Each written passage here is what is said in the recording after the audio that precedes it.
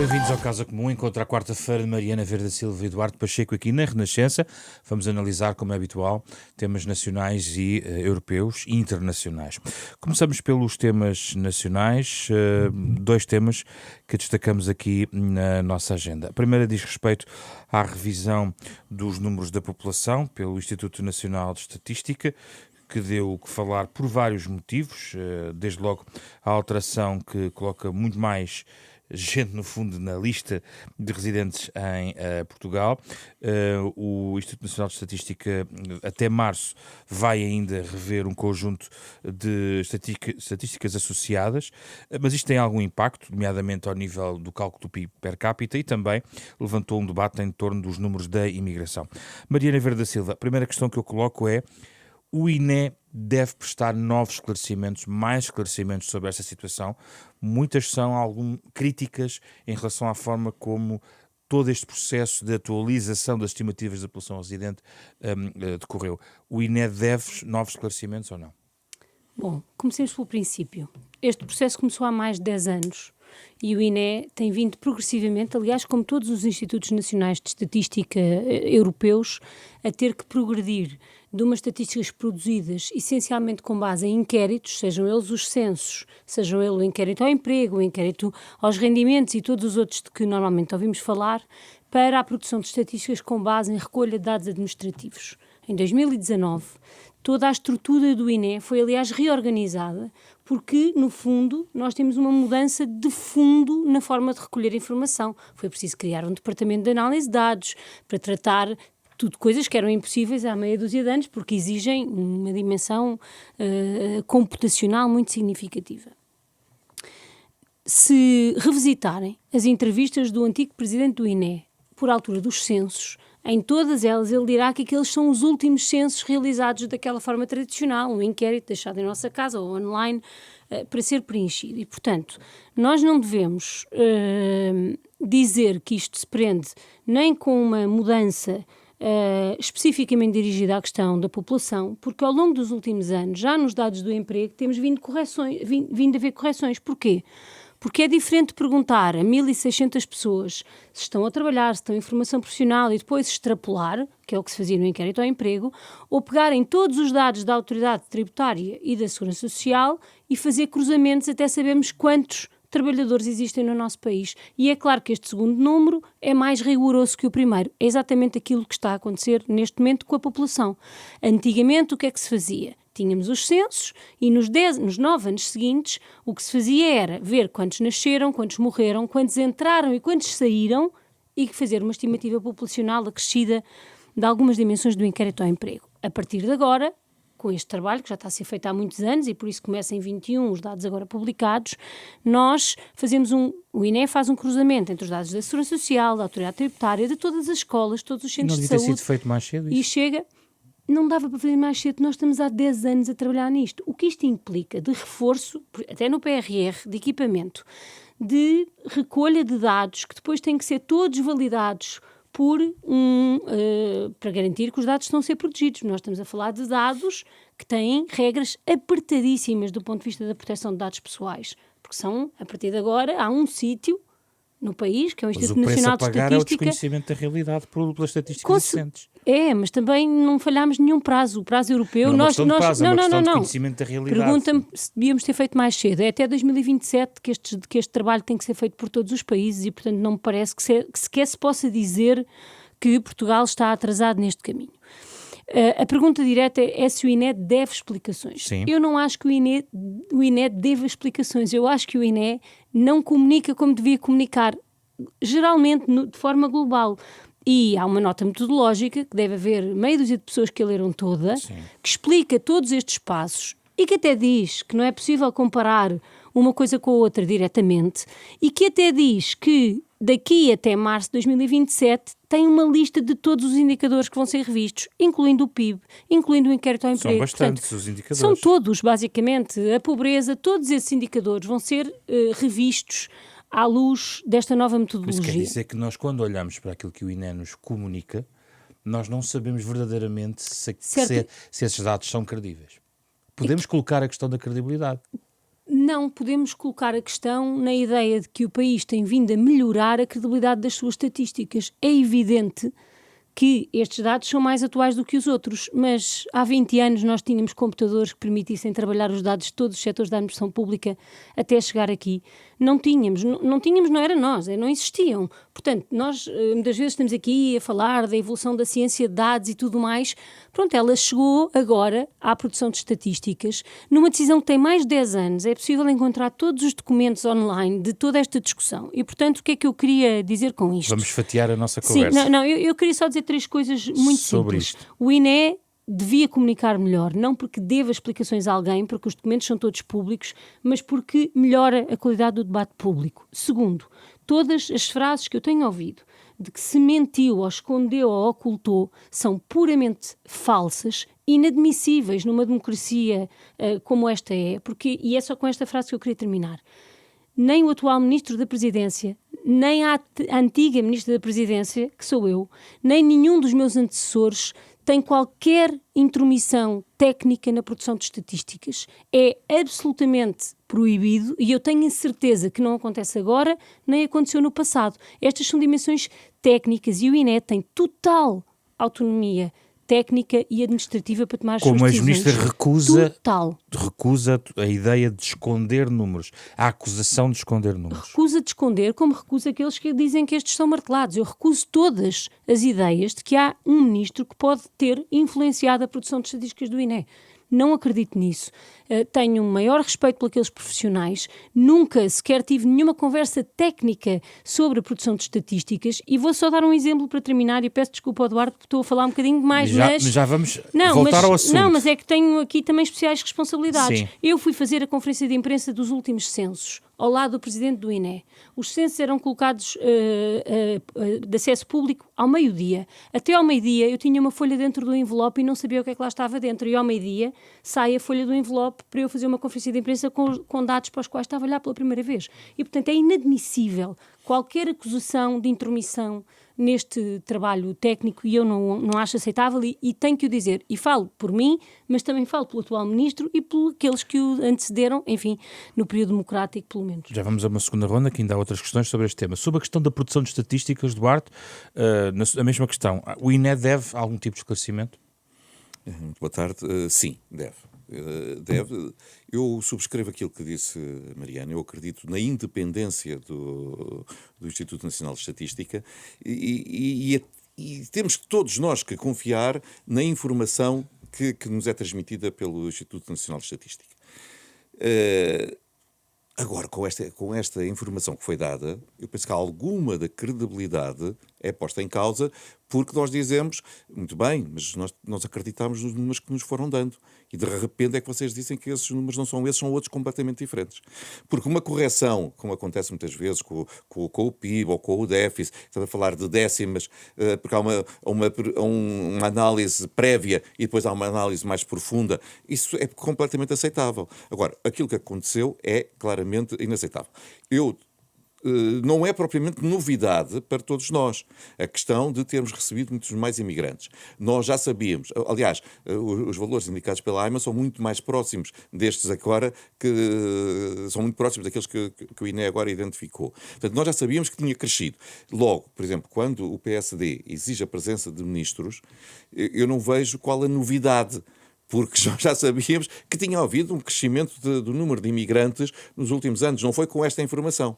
Agora, o PSD está a fazer política com isto? Está claramente, está a repescar uma conversa que já foi mantida durante os últimos 2 anos. Quer dizer, houve um crescimento de portas abertas durante os últimos anos da governação socialista. Isso todos nós sabíamos, isto não nos veio dizer isso. Isto veio agora mostrar que o INE calculava de uma forma, calculou de outra. Mas e o argumento de que isto é um processo lento, que demora anos, que tem uma metodologia? Até pode ser, mas mais do que ser um agente político a dizê-lo, e a Mariana, tem que ser os responsáveis do INE. Até precisamente para mostrar a independência e a tecnicidade do problema. Porque, quer dizer, o INE não é uma vaca sagrada que estão aqui e é assim. e querem, não querem paciência. Lá está, o INE também publicou a tal nota metodológica. Mas em democracia nós sabemos que não estamos a falar por uma minoria, estamos a falar para a generalidade dos portugueses. E é natural que muitos portugueses em casa veem as notícias e digam, mas agora eu posso confiar nas estatísticas do INE quando nos vier dados do desemprego, quando vier dar dados do crescimento da economia, de pobreza, de analfabetismo, etc. É melhor pensar duas vezes. Mas outra questão que se coloca, Duarte, é: e o governante que tem que tomar decisões com base em dados e estimativas, e que servem, por exemplo, agora já se coloca a questão sobre, por exemplo, os cenários de base, o Orçamento de Estado e outros. Isso faz sentido levantar esse tipo de questão? Como é óbvio, as informações do INE são mais uma informação que pesa na orientação de política, da política pública. Não é exclusiva.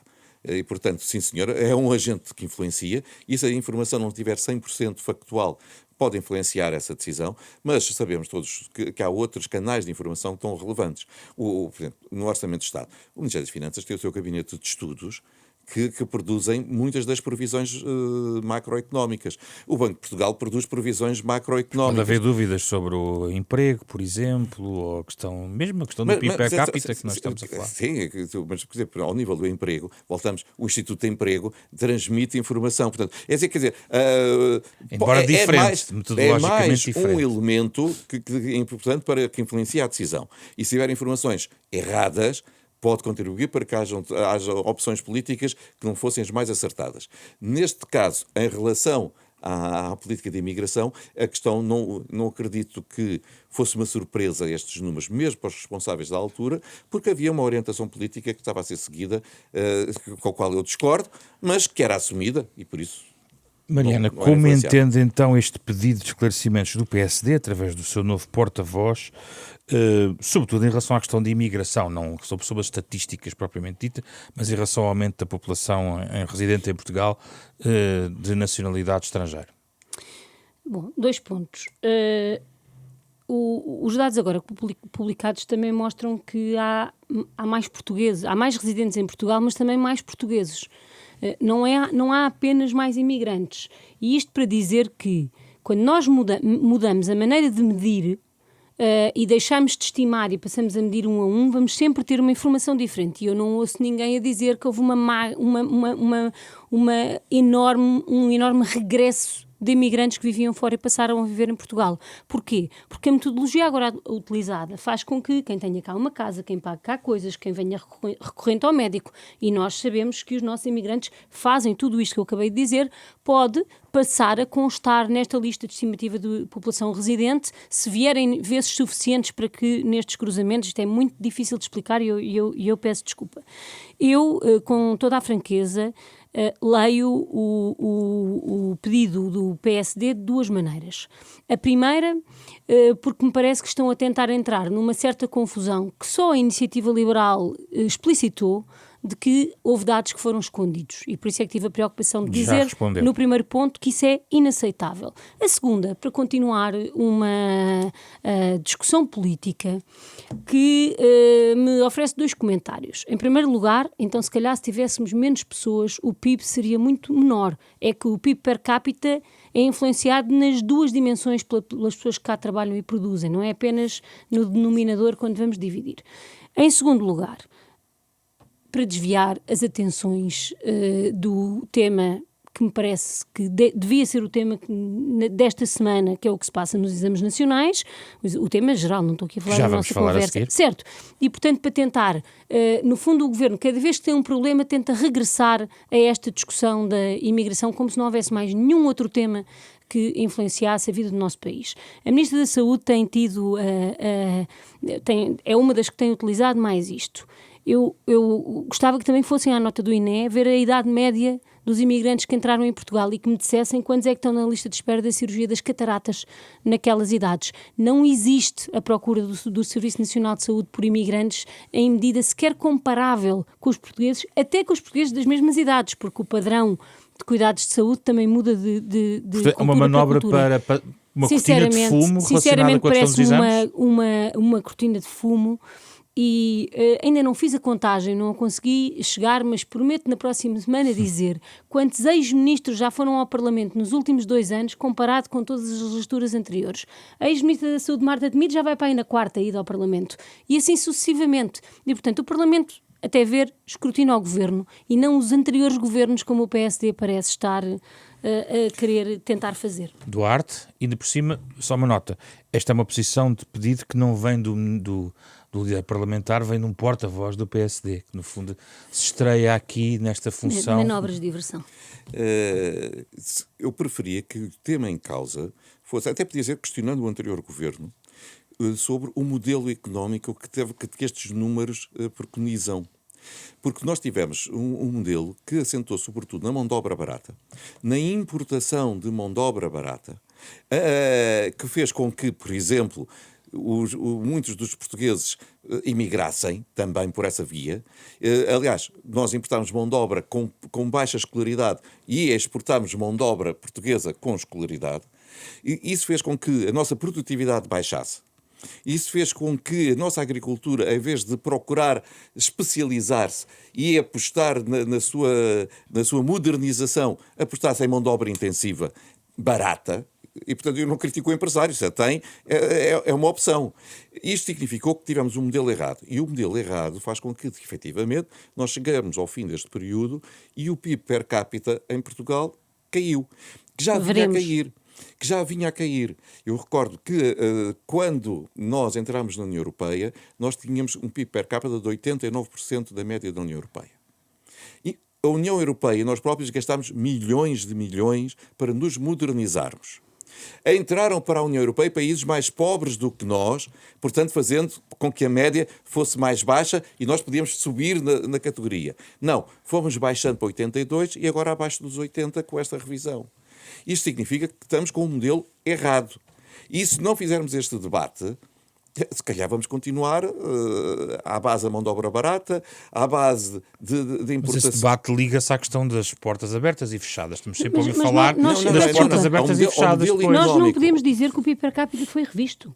O PIB per capita vai ser revisto em março do próximo ano. O INE já o disse com muita clareza. Porque a diferença no número de trabalhadores vai resultar também em mudanças no PIB. E, portanto, não vale a pena antecipar uma conversa, porque quando há uma... esta não é a nossa primeira mudança metodológica. Nós já tivemos uma que, por exemplo, introduziu todas as contas nos hospitais no déficit. Para já, com a informação disponível, e é verdade com aquilo que disse em termos de revisão do PIB, quer dizer, para já, com o PIB per capita não está calculado. A União Europeia já disse que não o aceitou. O PIB estava, antes desta revisão da população, em 82%. E, portanto, a crítica que eu fiz há 40 anos de não, essa parte sim, mas o PIB per capita não é possível ser calculado assim. Essa é factual. Agora, com base antes da revisão do PIB e com base neste número de população, já caiu. Caiu abaixo dos 80. É verdade que o INE disse que ia também rever o PIB. E, portanto, pode regressar aos 82 ou até 83 ou 84. Não sabemos. Enquanto isso não tiver, a informação que existe, a última versão, é com a atual população. E caiu dos 82 para baixo de 80%. Mariana, vamos à questão dos exames, também marcado nos últimos dias. O Ministro da Educação, nesta quarta-feira, falou agora de problemas relacionados com o QR Code. Anteriormente tinha-se queixado de agrafadores relacionados com indicações de pessoas que agrafaram os exames em cima do tal QR Code. A verdade é que há problemas, de facto, relacionados com os exames nacionais e até a possibilidade de avançar com correções em papel foi ponderado pelo Ministro da Educação. O que é que esteve mal no processo até agora e qual a gravidade real da situação?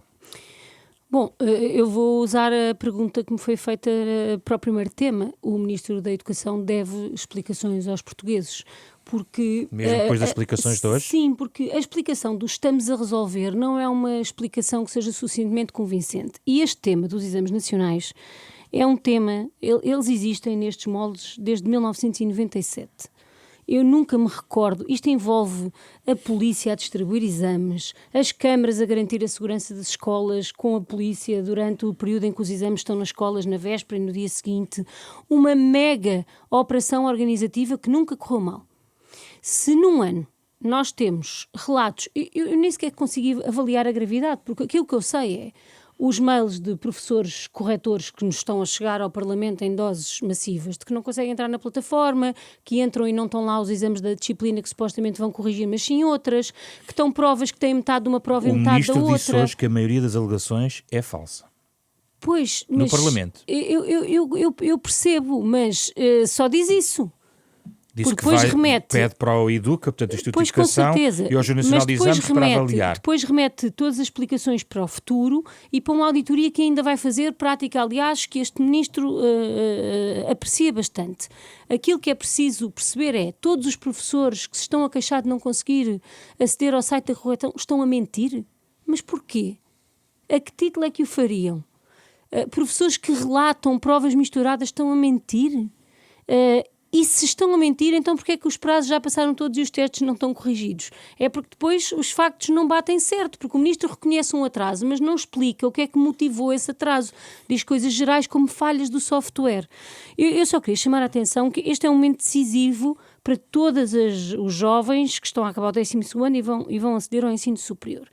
É preciso que eles tenham segurança naquilo que vai acontecer. Está o sistema preparado para nós termos um número normal de recursos? Nós sempre tivemos recursos, mas eu compreendo que perante estas notícias mais jovens queiram ir ver a sua prova, direito que têm e que sempre tiveram. Estamos preparados para isso? Que planos de contingência existem para se isso também se atrasar, haver tempo para a candidatura ao ensino superior? Eu não sei o que falhou. Há uma coisa que sei. É que este organismo, o tal Educa, que o ministro já ponderou responsabilizar e até haver lugar à admissão dos seus dirigentes, é a fusão de 7 organismos do Ministério da Educação. Um deles dedicado apenas à concepção e à avaliação dos exames e uma equipa que tinha como única e exclusiva responsabilidade há 30 anos organizar os exames. Foram todos fundidos num único serviço. E estará na base disso? Eu conheço muitas pessoas que trabalham no Ministério da Educação porque também já por lá passei. Todas as pessoas me descrevem uma confusão na atribuição de responsabilidades, como é natural numa reforma que funde tantos a fusão de organismos está na base deste caos generalizado com alguns classificam. Eu não posso fazer essa acusação. Eu só posso dizer que as escolas nos dizem que não sabem com quem do Ministério da Educação, com que equipa devem resolver os seus problemas. Que o ensino especial, a Associação de Estabelecimentos Privados diz que tem tido dificuldade no contacto normal com a estrutura do Ministério da Educação para resolver os problemas que tem. E, portanto, eu não posso, num caos organizacional que nunca aconteceu, não ponderar que isso tenha a ver com uma reorganização mal feita. Para isso tudo, julgo que ainda faltam explicações e não é uma auditoria que aparecerá daqui a 6 meses, onde depois o ministro dirá que a auditoria não permitiu concluir nada, que nos serve. Os ministros dão entrevistas, vão ao Parlamento, respondem a perguntas. Todos os seus colegas que vejo aí pelos vários jornais também relatam que o Ministério não responde às perguntas que os jornalistas fazem. E, portanto, não sei. Julgo que aqui sim, posso dizer que cabe ao Ministro da Educação dar mais explicações e alguma tranquilidade neste processo. Duarte, como é que vê o debate? Reafirmo só que esta quarta-feira o Ministro, no Parlamento, veio dizer que a maior parte das denúncias, nomeadamente feita por professores avaliadores, que fazem a correção do exame, são falsas. Ora bem... Como é que sabe sem auditoria? Também gostava de saber. Isso é o ministro que tem que responder. Não, com certeza. Mas a partir do momento em que as pessoas podem dizer eu não consigo aceder e depois acedem a seguir sem nenhum problema, eu diria o seguinte, olha, em primeiro lugar, eu penso que não há caos. Nós sabemos que na área da saúde ou na área da educação nós estamos sempre a falar de grandes números. E nesses grandes números, globalmente, as coisas correram bem e correm bem. Agora, existem casos, não é o caos generalizado, mas existem casos que não deviam existir. E basta que exista um para se questionar e perceber o porquê que esse caso existiu. Portanto, agora, e quando muitas destas denúncias são feitas pela FEMPROF, eu fico logo de pé atrás sobre o grau de fiabilidade das mesmas. Agora, o ministro tem que dar... Não é só da FEMPROF, há várias associações, há os diretores de agrupamentos, escolas públicas, mas a FEMPROF é que foi a grande impulsionadora desta campanha. Agora, o Ministro deve dar explicações, esteve no Parlamento, mas eu acho que é preciso dar mais. E se for preciso mais uma semana, que seja. Quer dizer, ir ao Parlamento sem ter informação para partilhar com os portugueses, porventura, é preferível dizer isso Mais mesmo. uma semana para Para dar explicações com informação. Eu posso compreender que às vezes há a vontade da oposição em dizer vem cá já amanhã a dizer o que é que aconteceu. Não, esta era uma regimental, foi um mero acaso. Portanto, a pessoa pode, e o ministro diz, eu até lá vou, mas não esperem é que eu consiga dar respostas concretas porque ainda estou a apurar. É preferível muitas vezes haver um diálogo direto, isso acontece muitas vezes entre o Presidente da Comissão e o representante do Governo, dizer, olha, eu preciso de uma semana, de 2 semanas, para vos poder dar a informação fidedigna que eu estou a recolher. E isso agora tem que ser dado nesta perspectiva, que é identificar qual foi realmente a dimensão da falha. Se foi um caso generalizado, como alguns intitulam, ou se foi de facto 5%, 2%, seja o número. E em seguir, o que é que aconteceu? Foi um problema realmente de software, mas ele não foi testado previamente. Sabemos que existem bugs, mas por isso é que se faz 1, 2, 3, 5 testes para quando se vai para a estrada ter a certeza que não temos acidentes. Isso foi feito? Não foi feito. É da organização e da falta de imputação de responsabilidades? Ok, poderá ser. O ministro diz que se convocam erradamente alguns professores, a responsabilidade é dos diretores, disse hoje no Parlamento.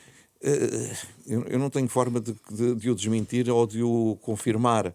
Aquilo que sei é que é preciso apurar os problemas que existiram, os problemas de acesso, os problemas de lá chegar e dizer que não estão lá provas para avaliar, a indicação de pessoas para fazer a avaliação e se foram as corretas ou não foram as corretas. Portanto, temos aqui diferentes problemas. E identificar qual a causa desses problemas. Se nós não o fizermos de uma forma prática, para o ano podemos repetir a mesma situação. Isso é que ninguém quer. Mas por isso é preciso. E eu acredito que o Ministro queira transmitir fielmente aquilo que vai apurar e se for preciso algum tempo ao fazer, que eu tenha, mas depois deve o fazer. E isto prova muitas vezes que, independentemente da qualidade e da vontade política de um ministro, é preciso ter em todos os serviços pessoas com competência e muitas vezes isso não acontece. E quando não acontece, os problemas podem surgir. E há argumento da fusão que pode estar na base deste... Pode ser um problema de organização. Pode ser um problema de organização, porque depois não sabemos sempre que isso causa instabilidade, que as responsabilidades não ficam automaticamente aferidas e podem ficar vazios que depois geram este tipo de problemas. Agora, as pessoas que foram nomeadas para tratar dessa fusão são as mais capazes, têm que dar provas disso, ou então estão a dar provas que não fizeram. Vamos para o tema europeu. Hoje estamos a deslizar bastante o nosso tempo, mas vamos ainda à questão europeia. Até porque há um tema que cruza a realidade nacional com a europeia, que a Europa Central tem vivido ondas de calor muito severas e Portugal está, de facto, no epicentro, a caminhar para o epicentro de uma realidade semelhante esta semana. Mariana, somos um país ou um continente preparado, realmente preparado para estes fenómenos extremos? Só uma nota também.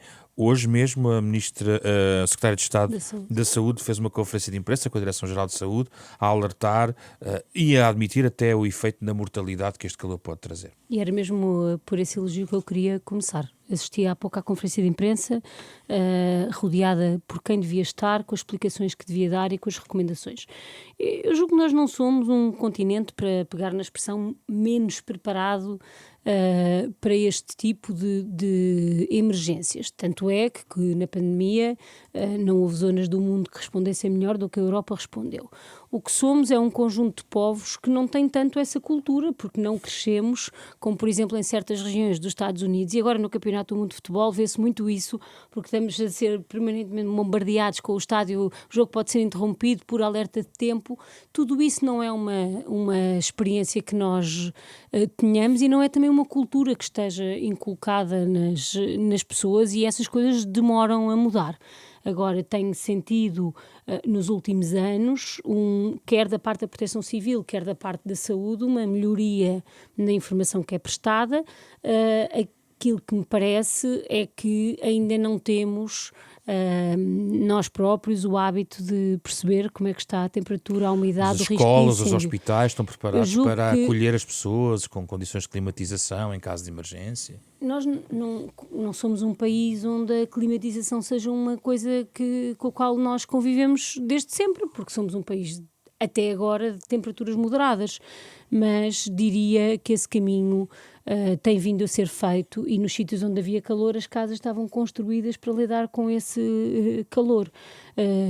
E, portanto, acho que há aqui uma adaptação climática que é sempre mais difícil de fazer quando somos governados em tão expressivo número por pessoas que negam o próprio problema. E, portanto, elogios para a resposta que a saúde deu e também para a forma como a Proteção Civil tem feito os seus avisos nas últimas semanas, e o resto também acho que é uma questão de organização. Julgo que nas escolas o trabalho está a ser feito, agora não se vai verificar, não é? Porque as aulas já acabaram.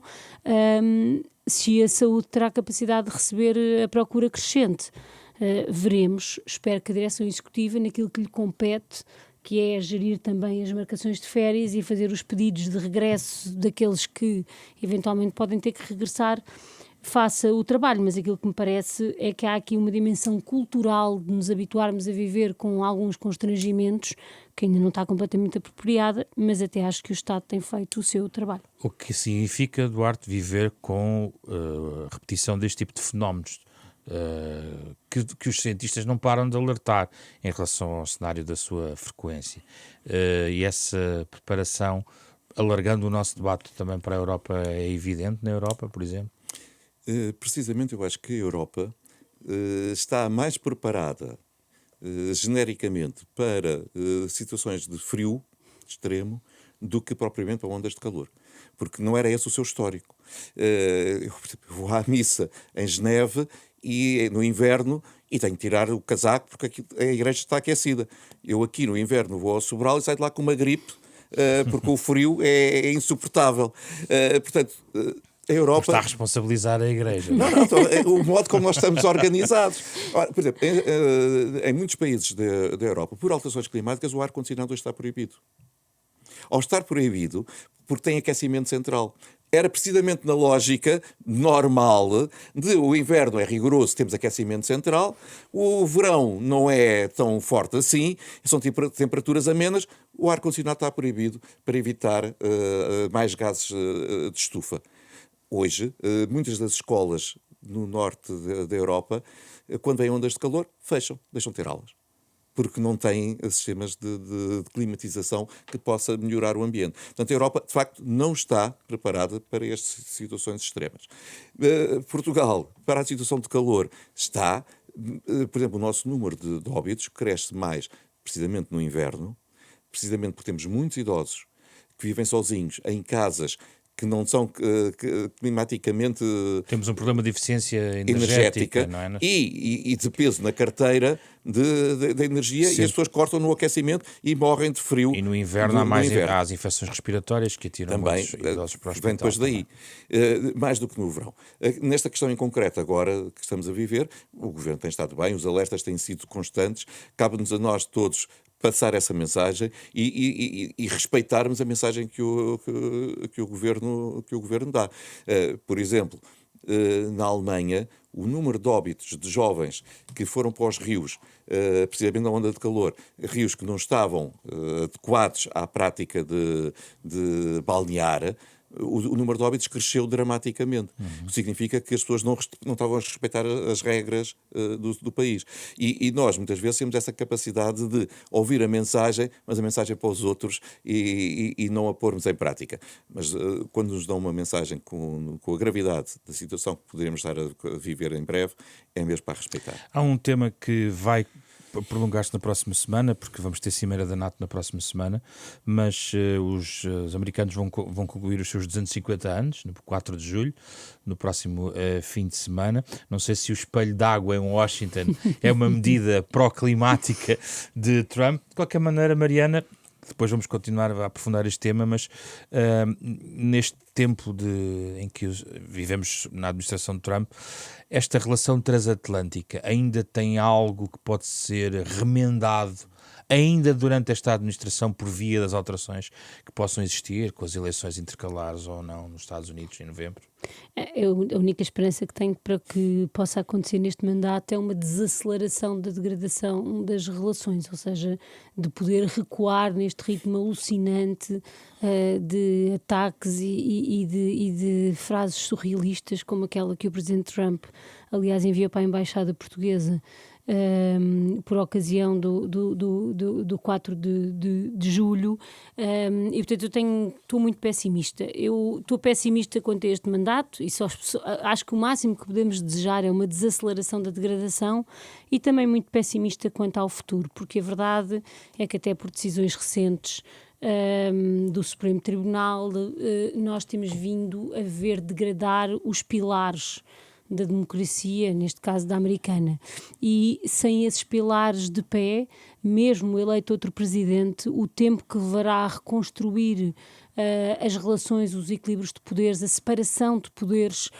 vai ser muito longo. Se a par disso, nos cenários que aqui também já falámos, eleitorais que a Europa tem para os próximos 2 anos, também se degradarem, estamos numa situação muito má, quer para essa relação, quer para todo o edifício da relação multilateral em que organizámos o mundo no pós-Segunda Guerra. Duarte, as pazes podem chegar com Trump na Casa Branca? Com Trump na Casa Branca acho que é difícil.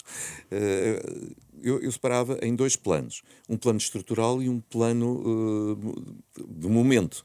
O plano estrutural nós já percebemos, e já vem de trás, mesmo com a administração Obama, que há um virar das orientações estratégicas dos Estados Unidos para a Ásia em detrimento da Europa. E, portanto, a relevância da Europa para os Estados Unidos não é a mesma. E isso é estrutural, independentemente do presidente que lá esteja. Portanto, a relação transatlântica já não volta a ser aquela que era antes. Até se estruturalmente é uma coisa.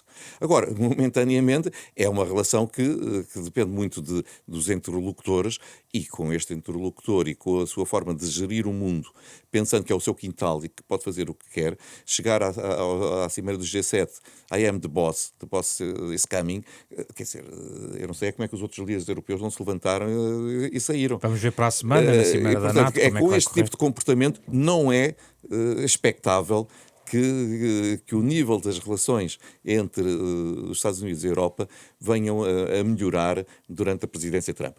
Poderá mudar com outro presidente, do ponto de vista do relacionamento pessoal e da ausência de ataques mútuos, o que não significa que estruturalmente a relação não voltará mesmo a ser a mesma. E assim entramos em julho, no Casa Comum. Regressamos na próxima semana para nova conversa.